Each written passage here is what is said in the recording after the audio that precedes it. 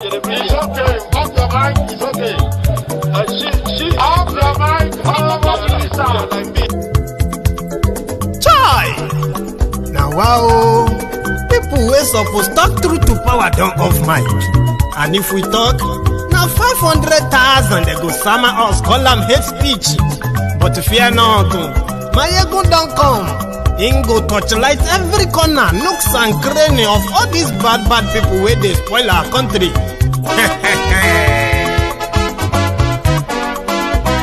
So my people make we laugh, oh, yo.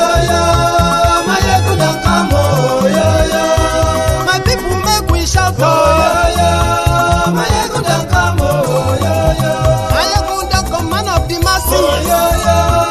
Maiyegun don't come, oh, yo. Maiyegun diary Politico, oh, yo. Maiyegun don't come, oh, yo. This one not the off in mind. Oh, yo. Maiyegun don't come, oh, yo. And in the touchlight every corner. Oh, yo. Maiyegun don't come, oh, yo.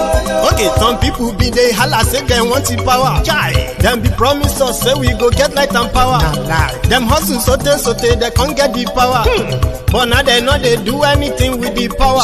Every day, dollar just they get the higher power over naira. Still them talk say make we off mind. But thank God say Maiyegun don't come. So my people make you lie down, yo. Maiyegun don't come, oh, yo. My people make we shout, oh, yo. Maiyegun don't come, oh, yo. Maiyegun don't come, man of the masses, oh, yo. Maiyegun don't come, oh, yo. Maiyegun diary Politico, oh, yo. Maiyegun don't come, oh, yo. This one not they off in mind, oh, yo. Maiyegun don't come, oh, yo. Person where they do evil, no one make person talk. Them say that Maiyegun, that man too they talk. He too they talk. Say Maiyegun diary, he they hot like pepper. But every day then they take money in bulk. Woman picking, they the street they hawk.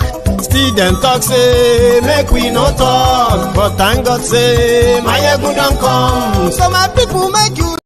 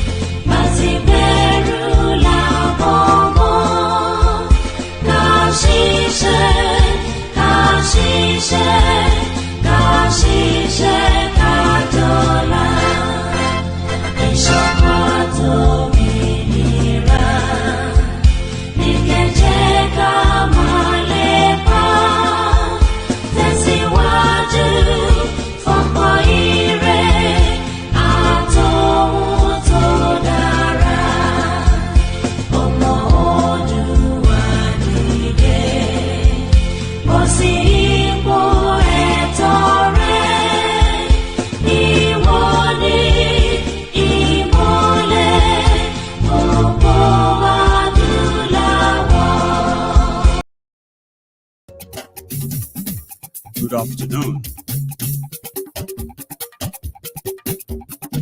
Maiyegun la wa mo la mo do. Maiyegun diary, Maiyegun number one. Maiyegun la wa mo la mo do. Maiyegun diary, Maiyegun number one. Maiyegun ti dé o, ọ̀rẹ́ ará yìí. Maiyegun diary, Maiyegun number one. Lórí Facebook, lórí. Good afternoon to you, good morning to you, good evening to you from wherever you're watching from. This is Maiyegun Live, and I am going to be continue reading the history of the Yorubas. My history, your history, if you're a Yoruba man. It is a reading, short broadcast. Usually, I don't expect a lot of people to join right away. But if you ever come across it, it's going to be an interesting, watch. So I'm going to ask you, everyone who has managed to join us today live, to share the broadcast. I mean, invite those you can invite, and then relax and enjoy this. right? ẹ farabalẹ̀ ṣẹ́ o kẹgbọ́rọ̀ lẹ́nu. àní Máyégún làwa mọ̀ tó dòdòdò.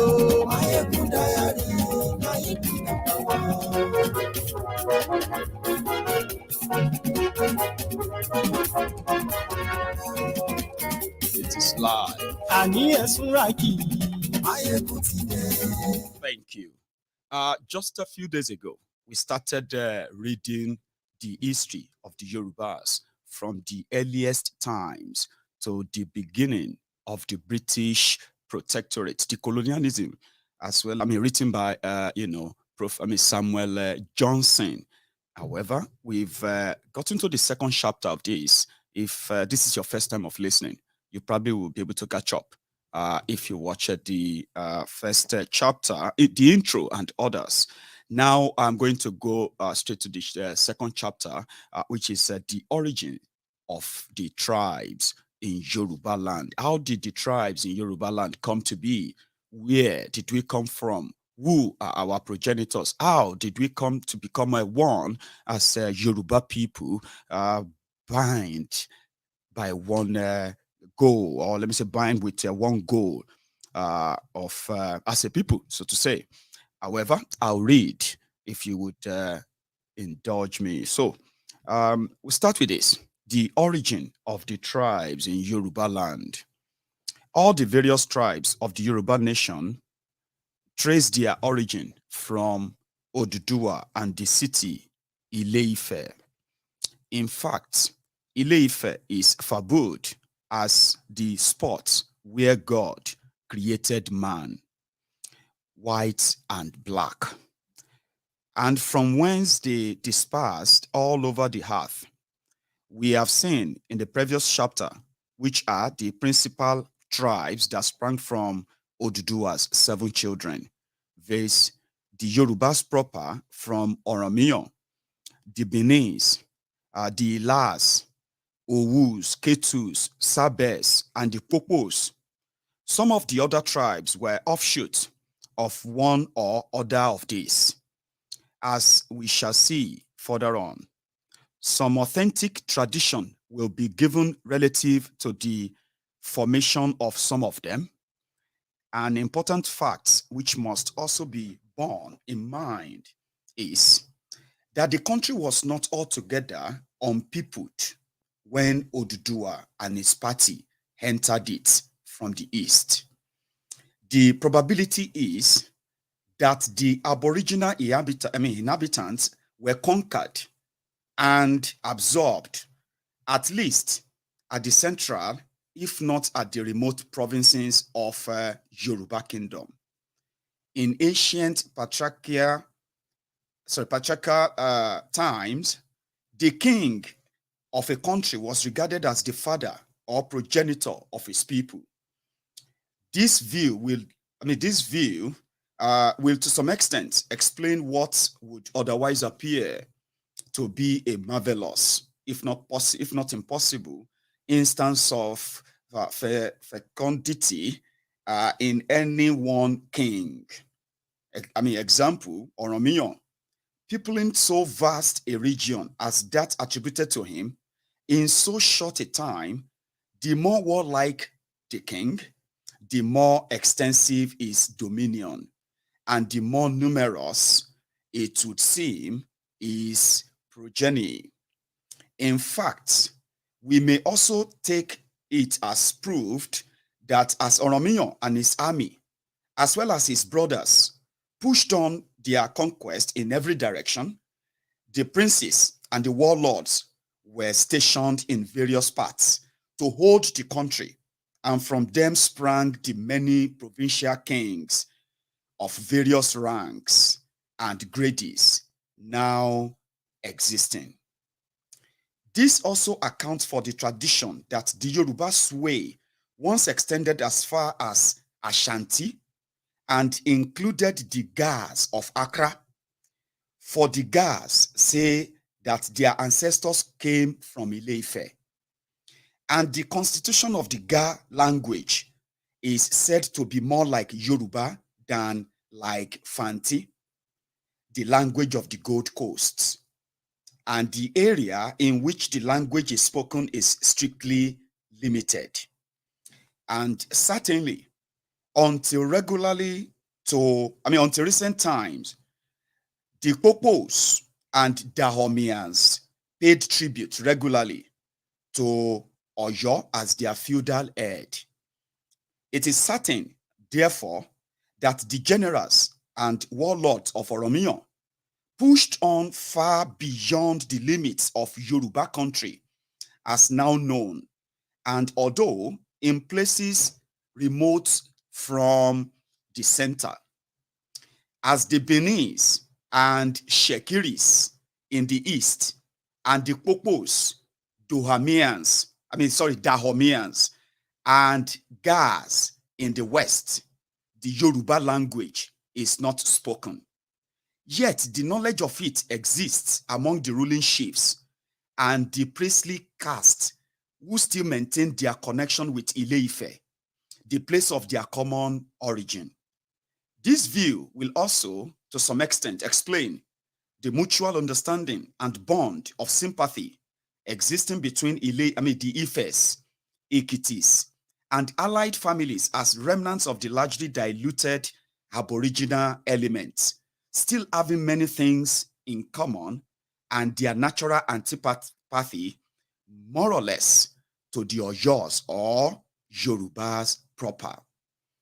It is also worthy of remark that all the principal rulers of the country, to show the validity of their claims, must trace their relationship by one way or another to the Alaafin of Oyo, who is direct descendant of Oromiyan, son and successor of Oduduwa, the founder, which simply implies that the children and offspring of the conqueror are the chief rulers over the different parts of the conquered territories.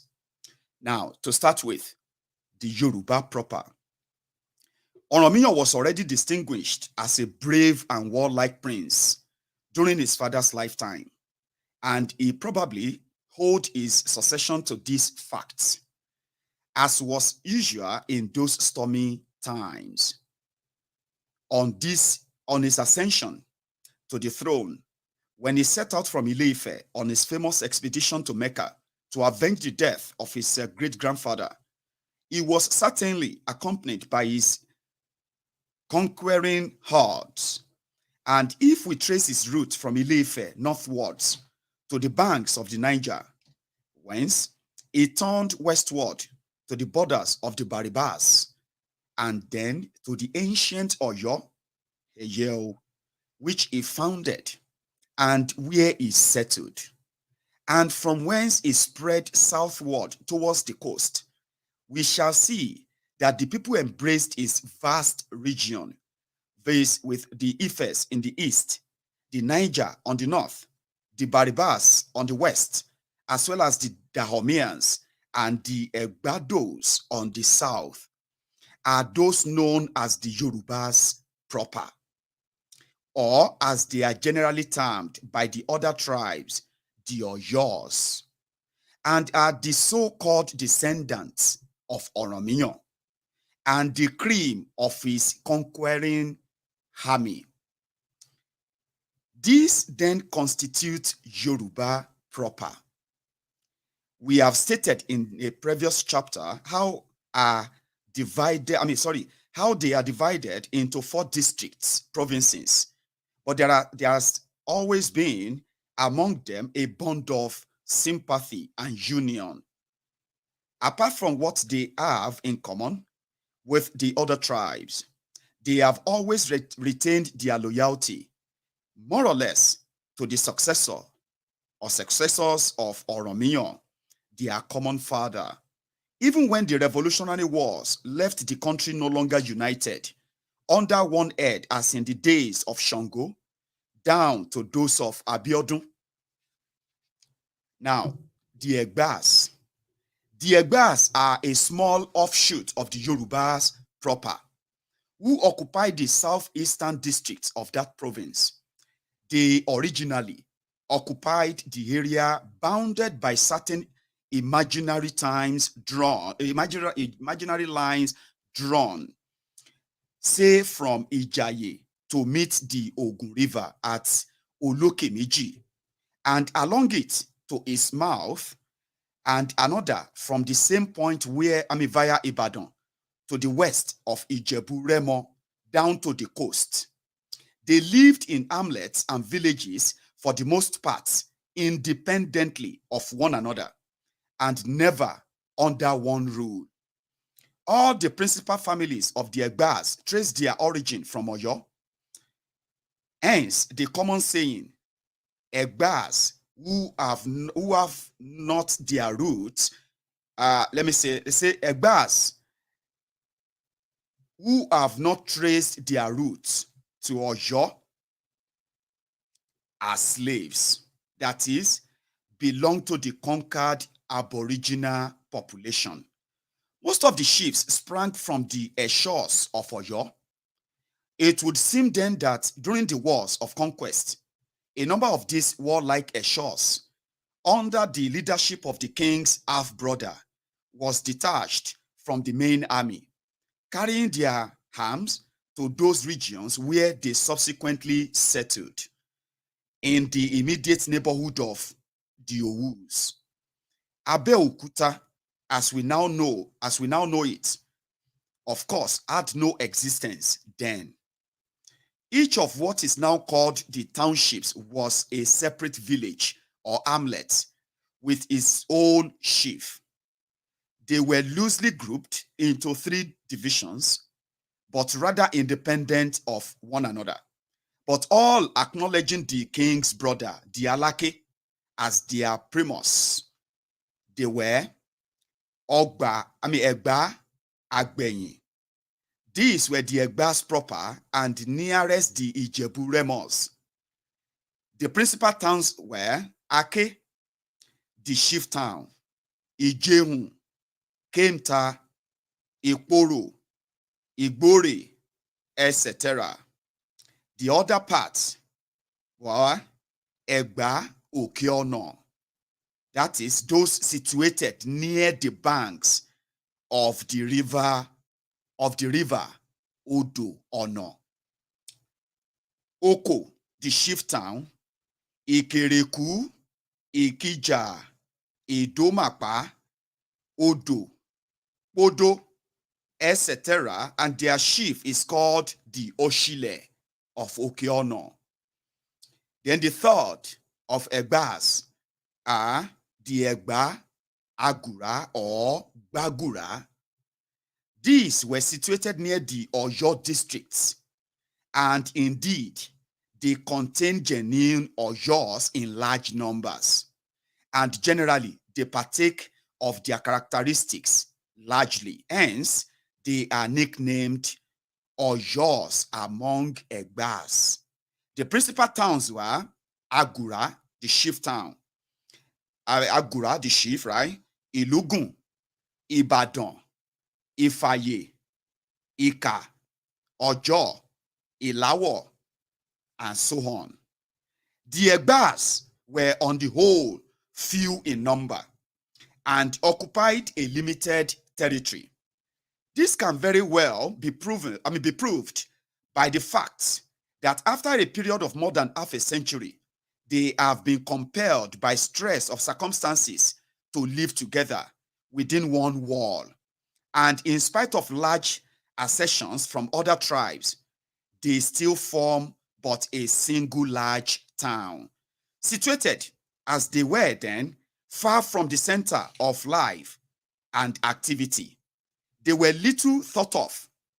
They had no separate king because all the principal chiefs and distinguished personages were office bearers of the Alaafin. Hence, the common saying, Egba kolololu, gbogbo wọn ni ń ṣiṣẹ́ bí ọba. Egbas have no king. They are all of them like masters. So, Oluwa, L'Oyo, the king is at Oyo. It may be noted that every child born to a reigning Alake must have an Oyo facial mark. And that is to this day. In early times, the Alake ranks amongst the junior members of the royal family.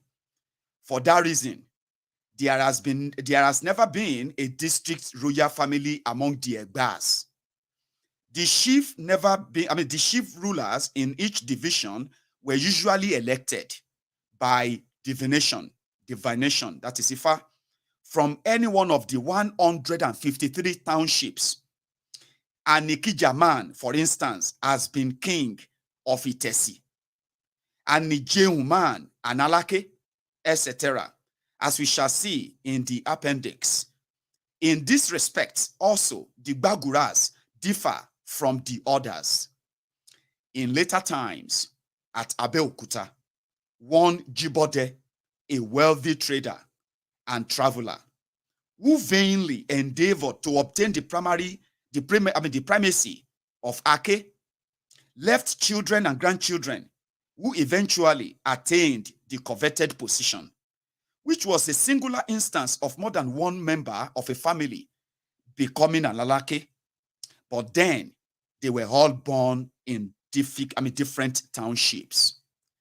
The Oshile is said to be an unfortunate title because more than any of the other divisions, the Okeono people were more prone to slaughter human victims.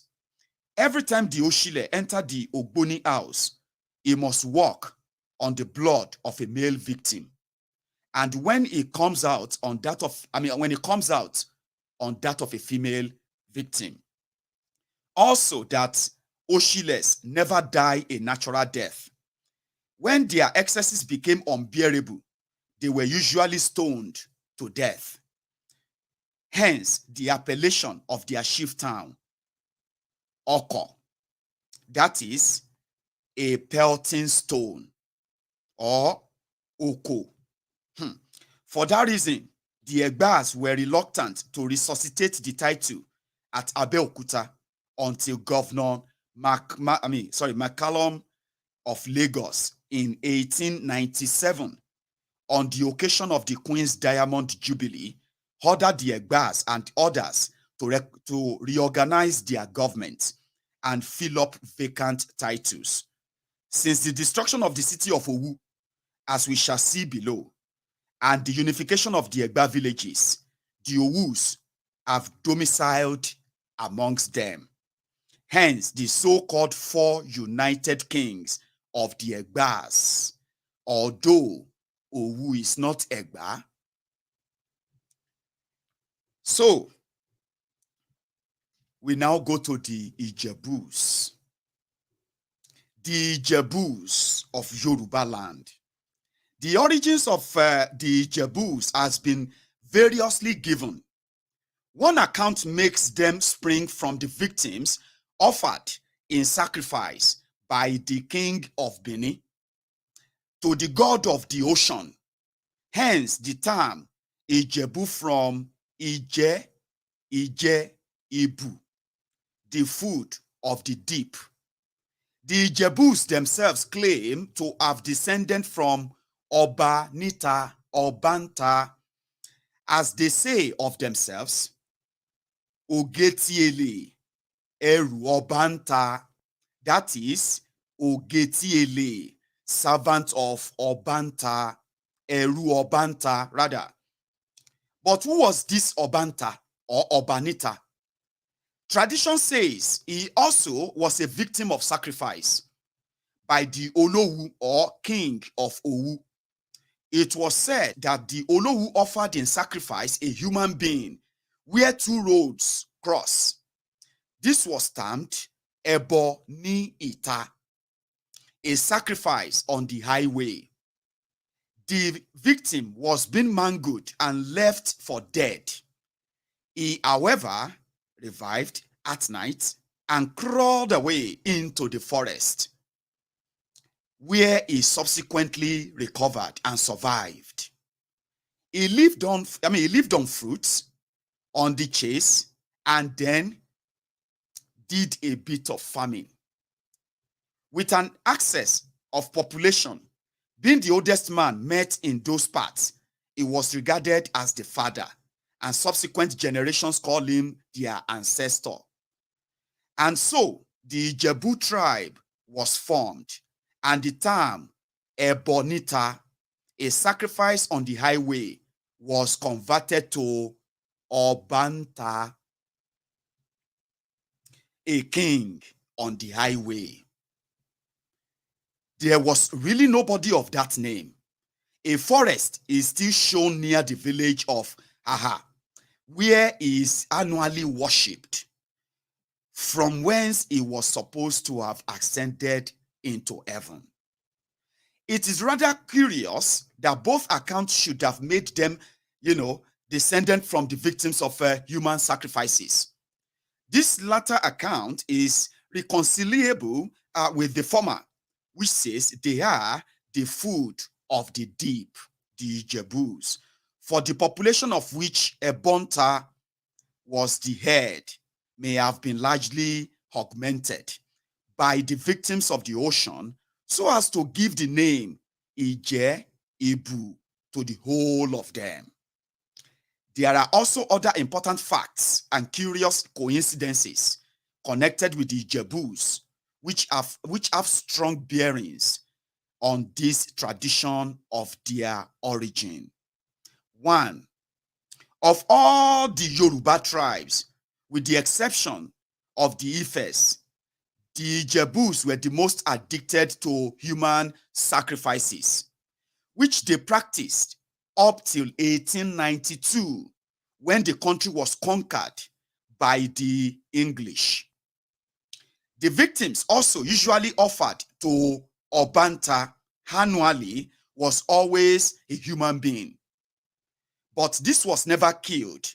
It was, however, always acted upon in some way or other, unknown by magic arts, that he always became demented and left to wander about sheepishly in the Haha forest until he perished there.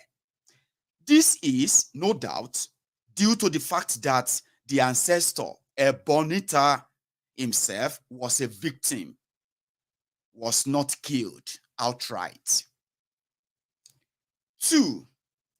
The Ejibus were, before the conquest, the most exclusive and inhospitable of the whole of the tribes.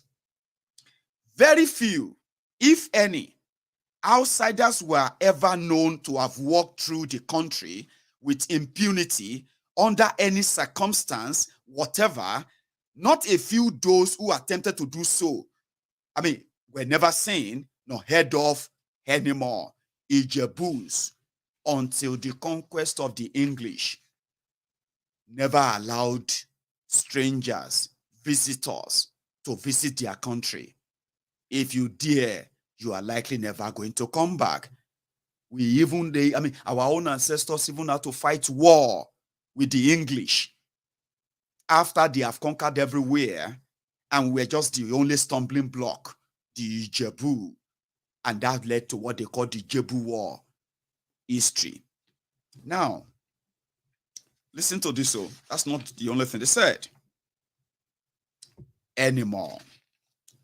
Commercial transactions with outsiders were carried out in the frontier or in the borders of neighboring towns. 3.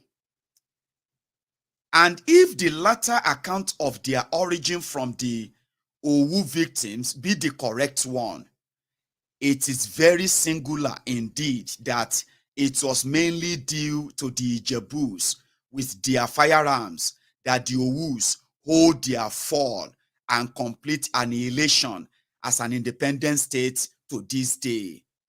A full account of this will be given in due course. It was the Ejibus guns, the Ejibus gunpowder that were used to destroy Owu kingdom to this day. History said that. Now let's continue.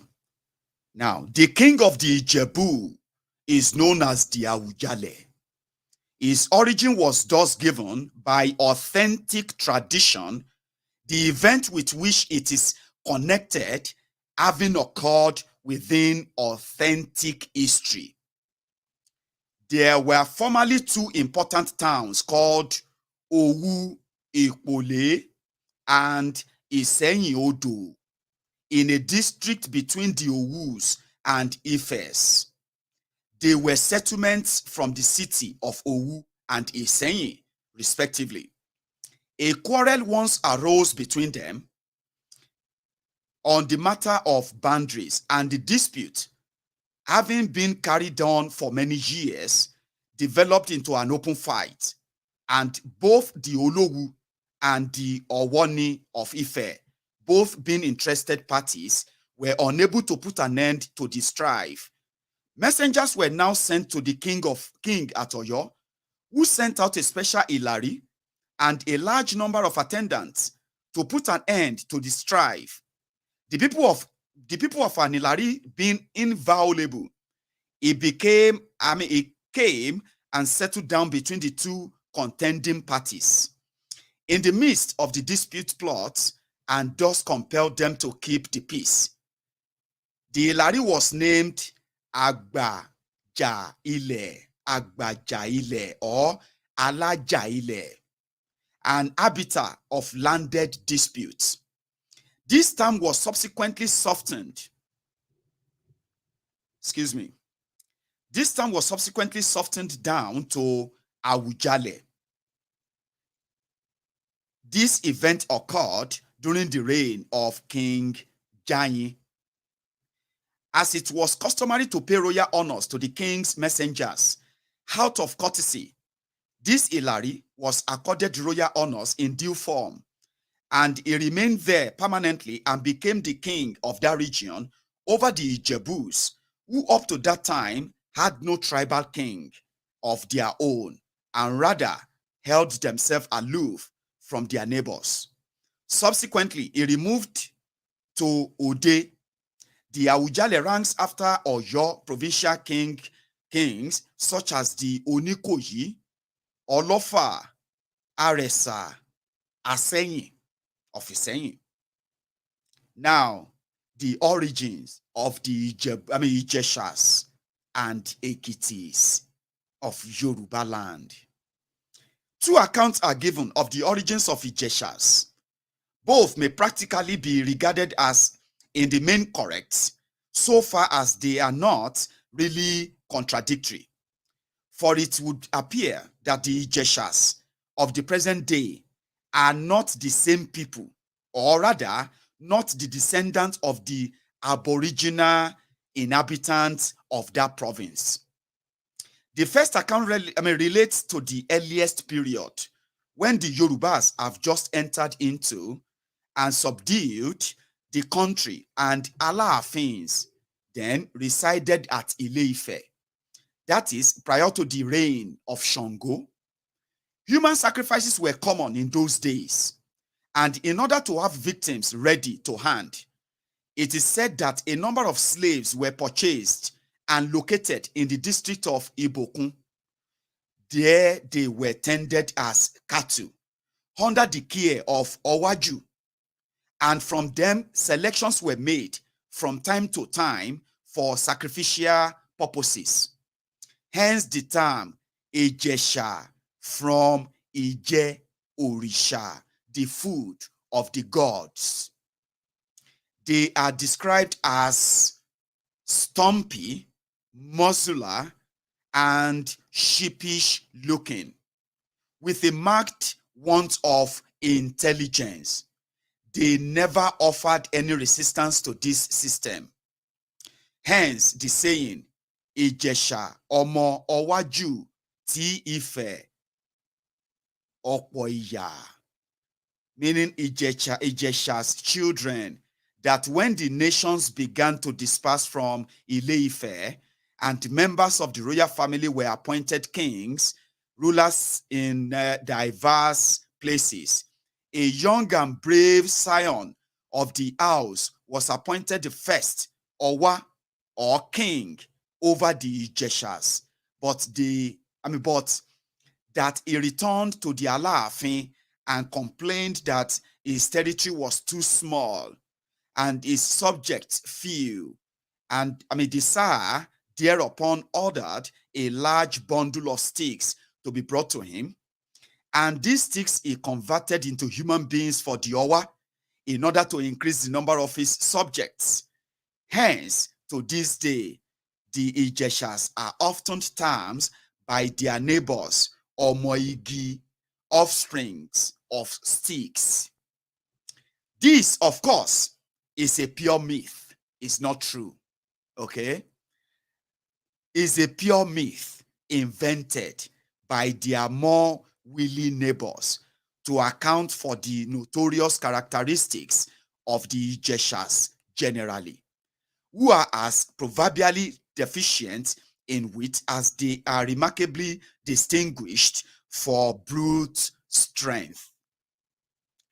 But one fact hold good down even to our days, this, that up to the recent total abolition of human sacrifice by the British government, 1893, the Ifes, who, far more than any other, were addicted to the practice, always preferred the purpose to have an Ijesha victim to any other.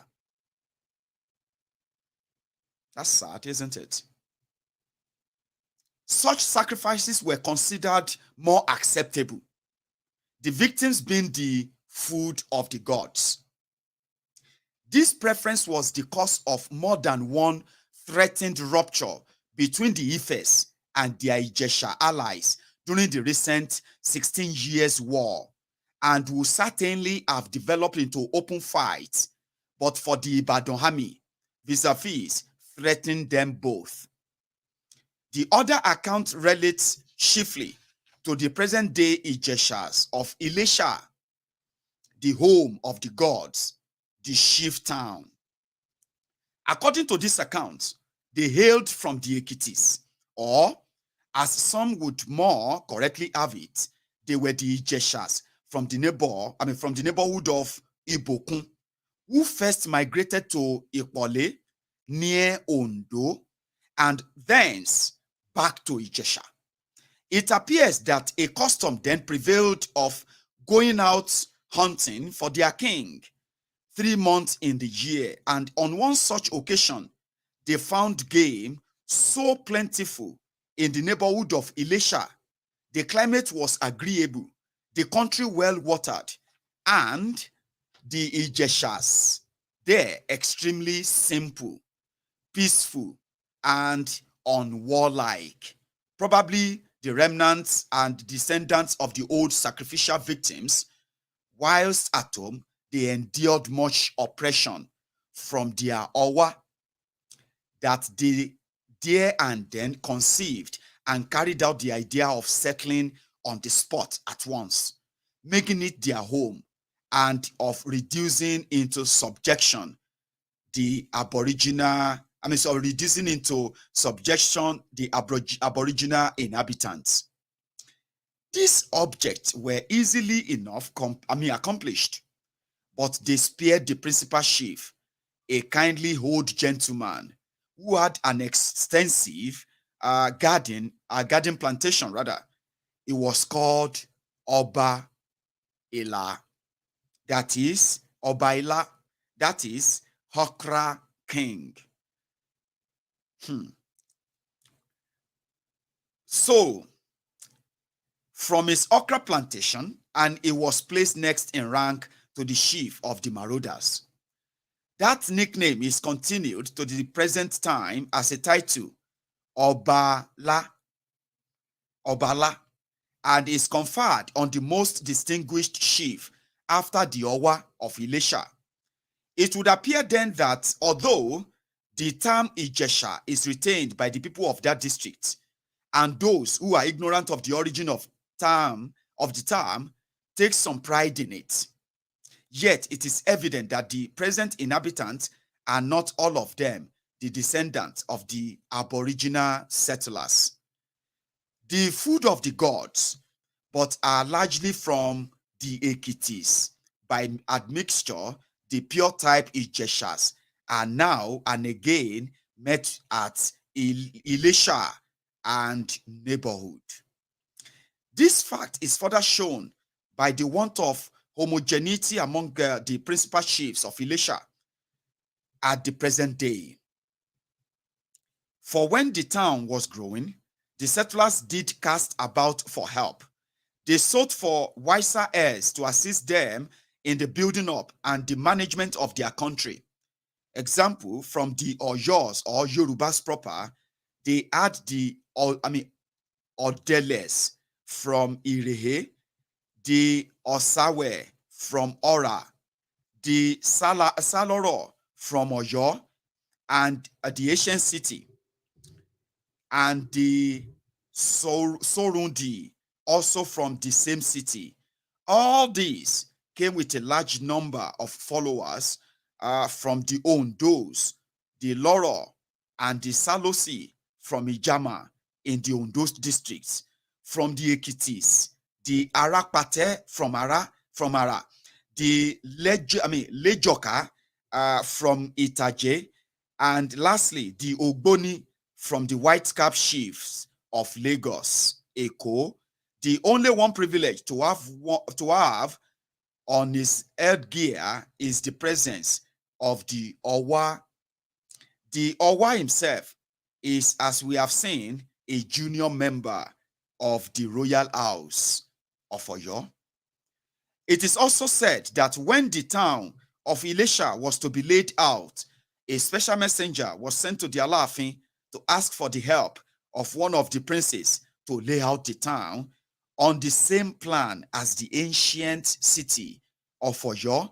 That prince ruled for some years at Ilesha. Then the Ekitis. The Ekitis are among the aboriginal elements of the country absorbed by the invaders from the east.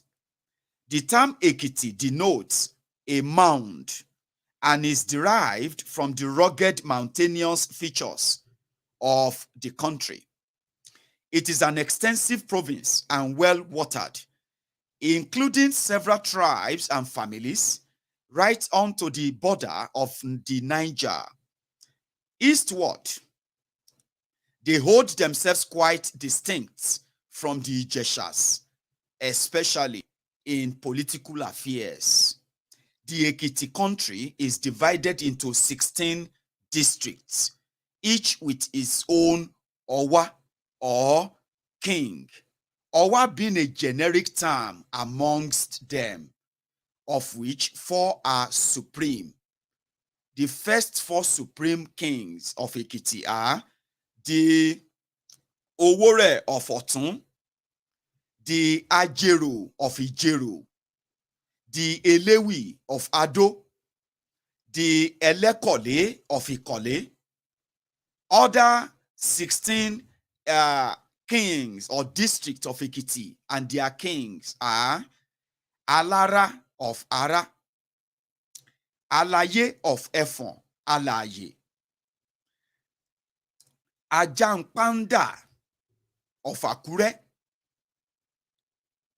Alagotun or Alagotun of Ogotun,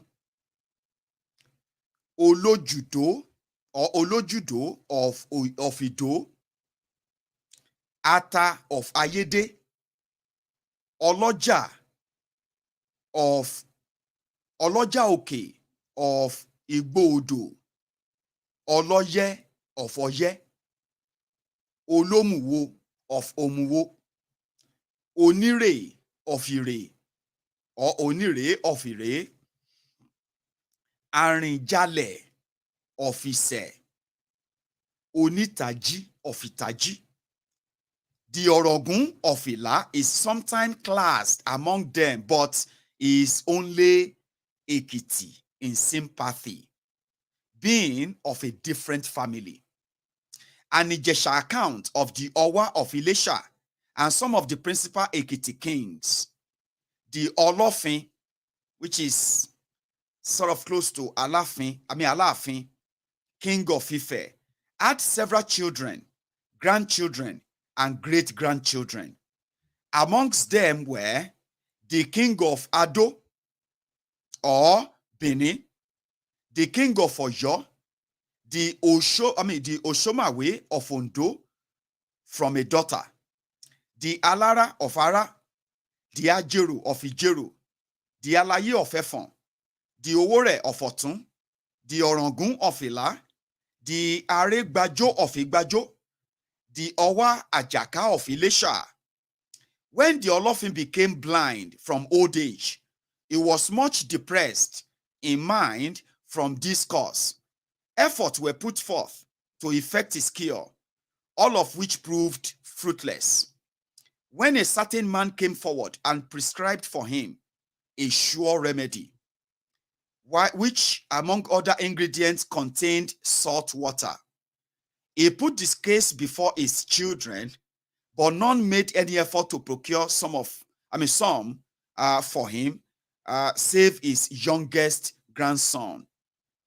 This was a very brave and warlike prince who bore the title of Esinkin amongst the king's household warriors, a title much allied to that of Kakanfo. He was surnamed Ajaka, that is, one who fights everywhere, on account of his proclivities. Being fond of adventures, he volunteered to go and fetch some whatever procurable. Having been away for many years and not heard of, the aged sir and everyone else despaired of his ever coming back. So the king divided his property among the remaining grown-up children. Although the Alado, king of Benin, the Alado was the eldest, yet the Oloyo was the most beloved. And to him, he gave the land. The Oloyo happened to be the Oromiyan, and told him to score it all over and settle nowhere until he came to a slippery place, and there make his abode. Hence the term Oyo, slippery, and hence Oyo are termed, or put it this way, hence Oyos are such slippery customers. After they had all gone and settled in their respective localities, and unexpectedly, the young adventurer turned up with water from the sea. The monarch made use of it as per prescription and regained his sight. Hence the Ijeshas, who subsequently became his subjects, are sometimes termed Omo Obokun, children of the brine, procurer. Having distributed all his properties, he had nothing left for Ajaka. He therefore gave him a sword, lying by his side with leave to attack any of his brothers, especially the Alara or Alado, and possess himself of their wealth. But should he fail to retire back to him,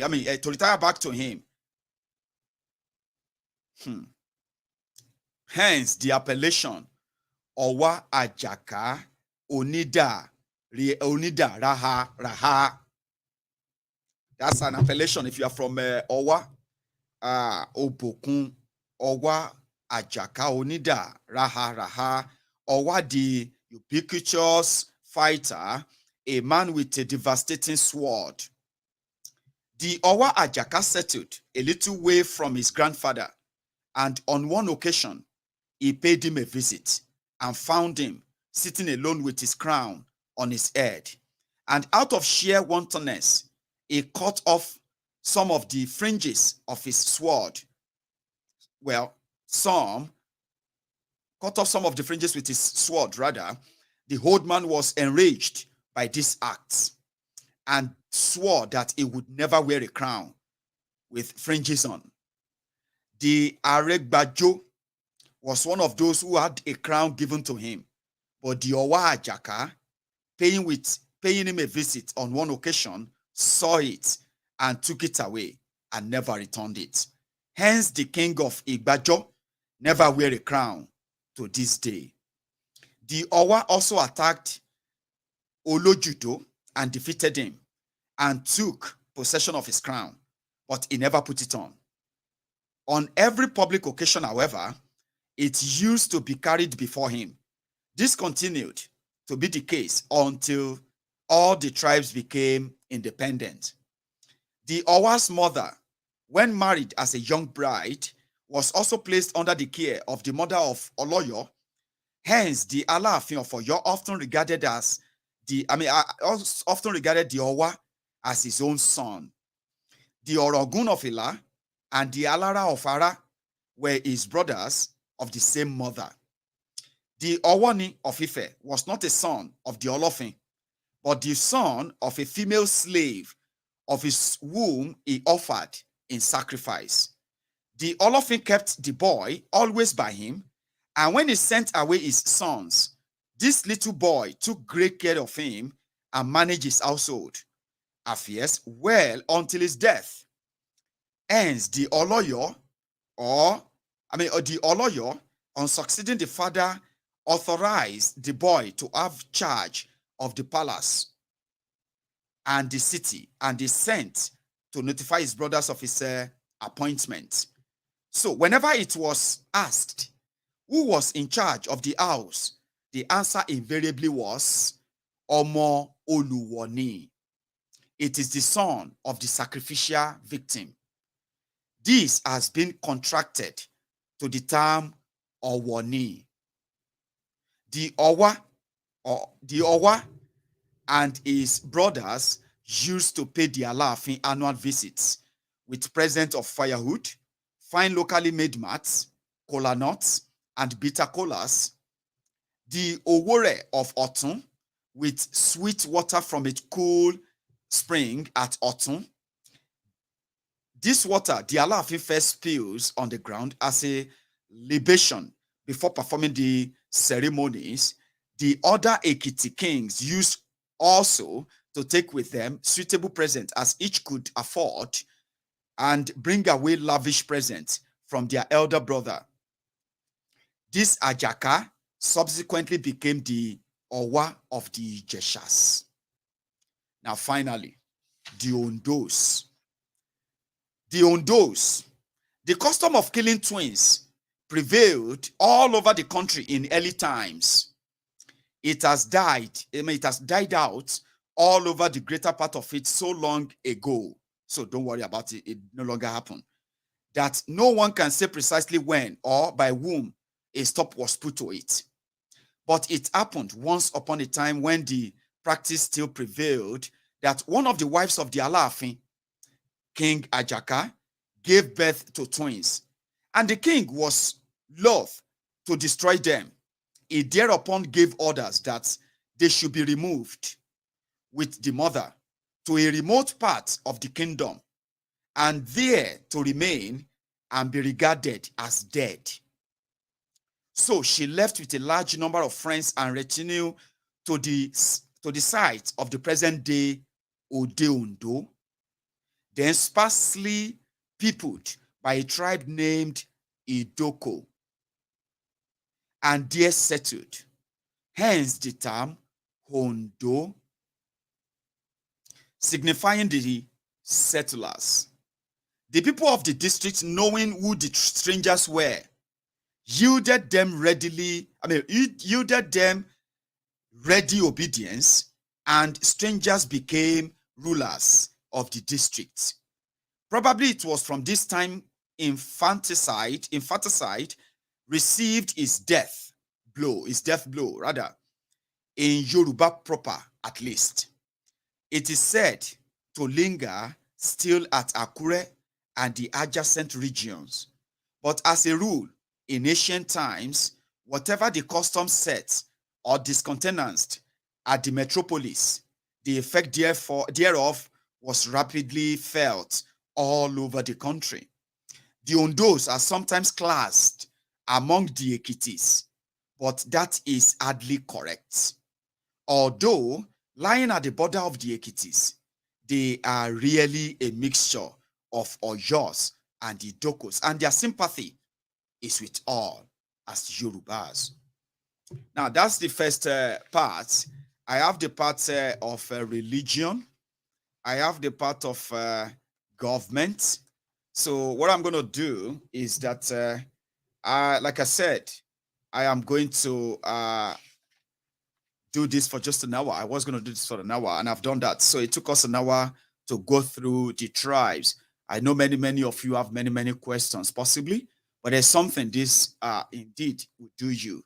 It will make you do more research. It will debunk all the so many of these things they've told you. You will get a chance for the first time to even do further researches on your history. We came a long way than to be so divided today than ever. However, I will stop here, and I'm going to see you some other time. So if you come across this broadcast some other time, take your time and listen if you do have that time. And if you will do it, you can get yourself a copy of this, okay?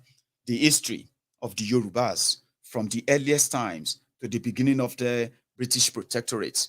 How did they take away everything that was us and gave us the identity that made us completely enslaved, right? So the ideology of those who actually gave us those identity. You might be saving your children the agony of asking the questions, how did we get here as a people, right? I'll see you some other time. Thanks so much for your time, and good morning.